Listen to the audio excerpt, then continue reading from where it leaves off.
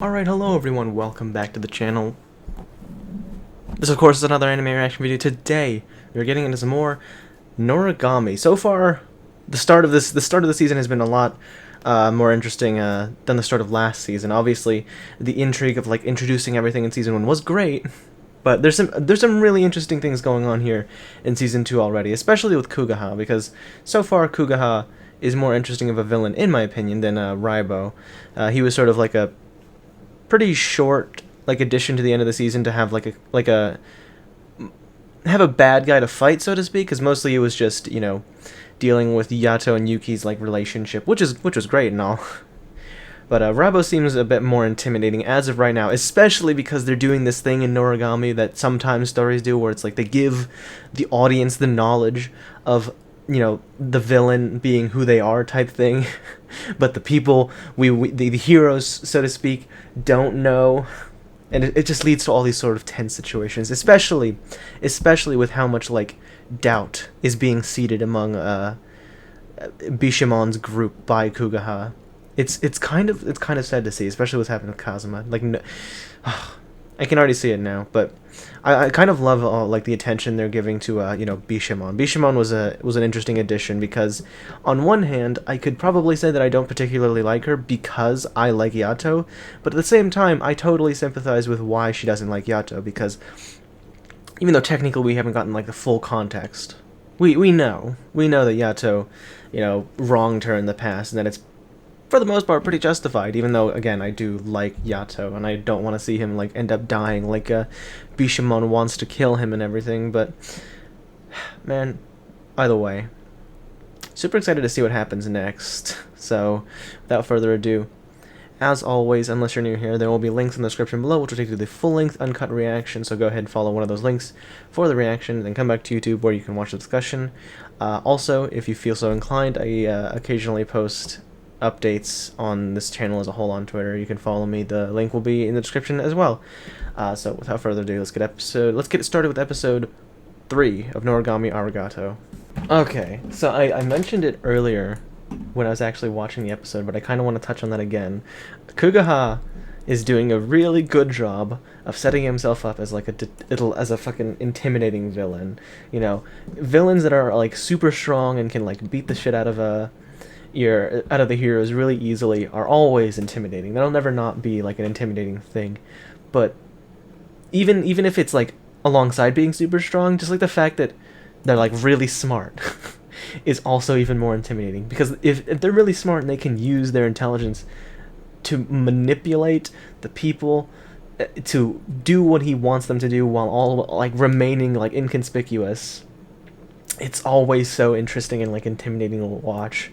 Kugaha, even though he doesn't have much of like a personality, because we haven't spent most of the time he's on screen, it's just him like plotting his next move, or like manipulating people so that they'll do what he needs them to do to achieve his plan, and we don't really know what his plan is, so I can't say I particularly like him as a character.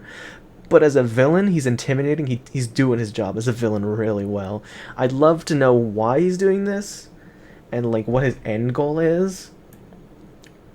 But and when he, again, like I said, despite it being really simple, just like knowing that he might be like really like strong physically, while also being incredibly smart and like really manipulative, that just makes that one shot of him slowly standing up, despite Kazuma having like restrained him and was actively trying to restrain him afterwards.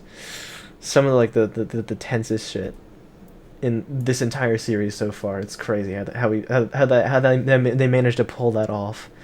And now they've got Hiyori's like phantom form or whatever, along with Kazuma. They have slumber. I don't know what slumber mean, but because he still has his name given to him by Bishamon, that was the only reason. I believe that's what Kugaha said, is that's the only reason he was able to do that in the first place.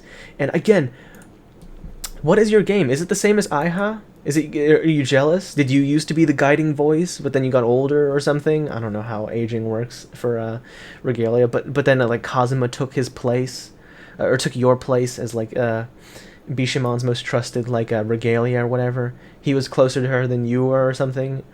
is this because that's the only reason I could think of.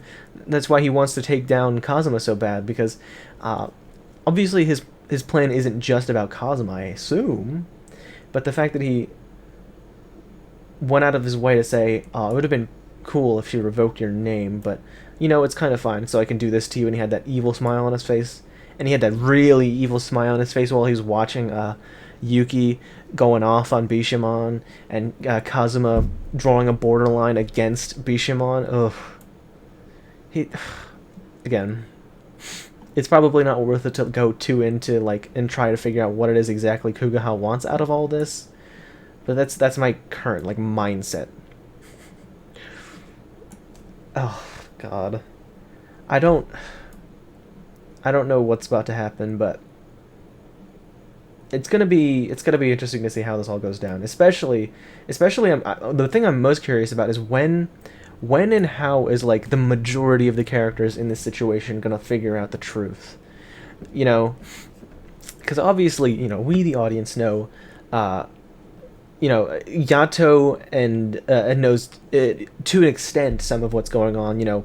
Maybe Kazuma knows a little bit more, but most people in this instance, in this scenario, in this situation, they're pretty ignorant to what's going on. And I'm sure, even though I do know Kugaha's a villain and he's doing some shit in the background for some pretty much unknown reason, it's still likely that I don't have the full context, and that there's more that's going to be explored later, especially because there's a lot of things going on that's just not answering questions, just asking more questions. So that's usually how they start things off, is just asking tons of questions, and that being what is the additional, one of the things that I know for sure I'm completely missing tons of context on is the full backstory of what happened between Bishamon and Yato, because not only was it in the first season, to my recollection, it was just explained that Yato killed one of her regalia, right? But now she was saying that it was her whole family, right? Which I think that would make the sin even greater, and that kind of lines up with the start of, I believe, episode 1, where we kind of got a quick flash where Yato was killing a bunch of people and she was stuck and she couldn't do anything about it. And I imagine that's part of why, because Bishamon seems like a really good person. She wants to have all these regalias here so she can protect them and have them live a nice life or whatever. And I feel like part of that comes from the trauma of having lost a lot of her family, and she wants to have a new family because she misses that sort of thing. And why does I need to know why Kugaha seems so intent on destroying all of that, for what reason? And I mentioned it before, but I'll quickly touch upon that again. Aiha.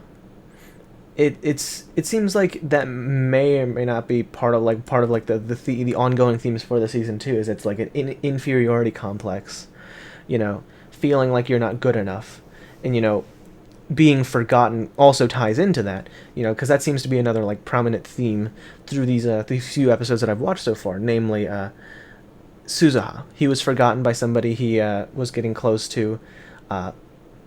Yuki and Yato are both worried that someday in the future, because they're not human and he already is human, that she'll eventually forget them, and that seems to more obviously affect Yuki than it does Yato, but it still probably does really affect Yato, namely that bit when he was in the trash can and watching her and following her around and she was saying how she would see him every day because she would at least hope that makes him feel better, and he was blushing.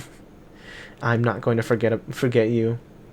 Yeah, it seemingly very much affected him deep down, and it seems to be a lot of what's happening with the regalia that Bishamon has in her estate, so it's almost, and that's why I was thinking, oh, so maybe that's what Kugaha's motivation is, he seems to be very, or at least, I don't know how to describe it, but because that's why he's manipulating Aiha's, because she was the divine garment for a long time until the new girl showed up, who I forget what she described her as, but I'm pretty sure she mentioned trying, or at least tried claiming that the other girl was uglier than her, and that's why she didn't deserve it or something. Suzuha, not only did he get forgotten by the girl, he also seemingly he felt like he was forgotten by Bishamon herself, because she hadn't called out his name in a long time. And I'm sure a lot of the regalia that Bishamon has suffers from the same sort of feeling of like they're completely useless. They're just here for whatever, you know, and and I get why she does it, but it's like I mentioned, families with large amounts of people, it becomes hard to manage your time for all of them equally. Some of them are gonna feel like they're not being paid attention to, but either way, that's pretty much all I had to say about this episode. If you or wait, I started doing the intro there, or the outro there. My bad. I'm not stopping this video. I'm getting to episode 4 now, so I'm gonna go do that now. One of the best episodes in this series so far. God damn it! I'm so upset because now I gotta wait a little bit longer to watch the next few episodes, and it's like I was saying. It was like I was saying during like the ED. This feels like I'm watching. I feel like I'm watching like the season finale. You know, with all the shit's happening, we're finally getting an explanation on exactly what happened that day. You know, we still don't know what eventually changed Yato from who he was then, but all this backstory explaining Bishamon and Kazuma's relationship, seeing Kugaha's plan go into action. Oh god, it's been so intense. Like. But we're not even halfway through this season, and all this shit's going on. Where is the rest of the season gonna go? You know, that's the biggest question I have, because they're very close to killing each other. Yuki just got cut in half, bro. Like, can he come back from that? Serious question. Don't answer that though, because that would be spoilers. But Jesus Christ, and like, oh god. And she's probably not even going to feel bad about it. I mean, she might, because she knows how it feels to lose regalia like that, but because she hates Yato so much. There's no... you can't kill Yuki like that. Bro, they had such a good, like, relationship developed over the entirety of the first season. You can't just kill him like that. But now Yato's kind of, like, defenseless. Oh, how are they gonna do this? And, oh, I'm sure Bishamon's gonna be mad at Kazuma when she finds out that he was the one who brought Yato in, but then she'll hopefully at least be understanding of why he did it, because I agree. I would be mad at Kazuma. I would be mad at Yato if I were Bishamon, but because even though she was being attacked by them, even if, regardless if she knows that or not, like, in the moment, in the moment when she was attacked by, like, the cluster, like, phantom thing that was being made by all of her regalia being, like, fused together, I feel like even if she knew exactly what was going on, she'd still try and help them and not want them to die type thing, because she's a very kind-hearted person, despite being called a god of war, which is crazy to think about, but that's part of why, like, Bishamon is such, like, a cool character to, like, watch, is that despite being called a god of war, and she is very strong, granted, she is a very loving and caring person. She's not, like, war isn't her, like, entire personality type thing, you know. It's fun to see how they humanize the gods as, like, in like a weird sort of way that they're gods, but they still have, like, very, like, human-like emotions type thing. But we know what it is Kugaha wants. Makes sense, honestly. He does seem like a creepy guy. He seems to enjoy watching his plans fully play out, you know, the way he's been manipulating everybody for so long.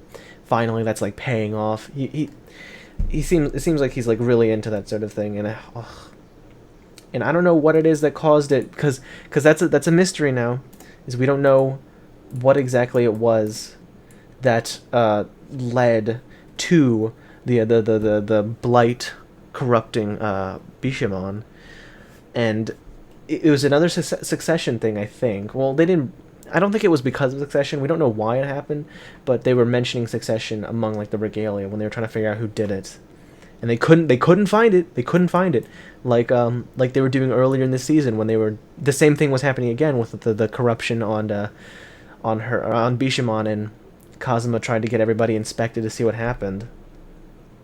It's happening again. Was Kugaha responsible the last time? Don't spoil me, but I get a sneaking suspicion that he had something to do with it.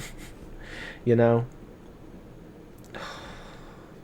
Fuck. Oh, Yuki. My boy.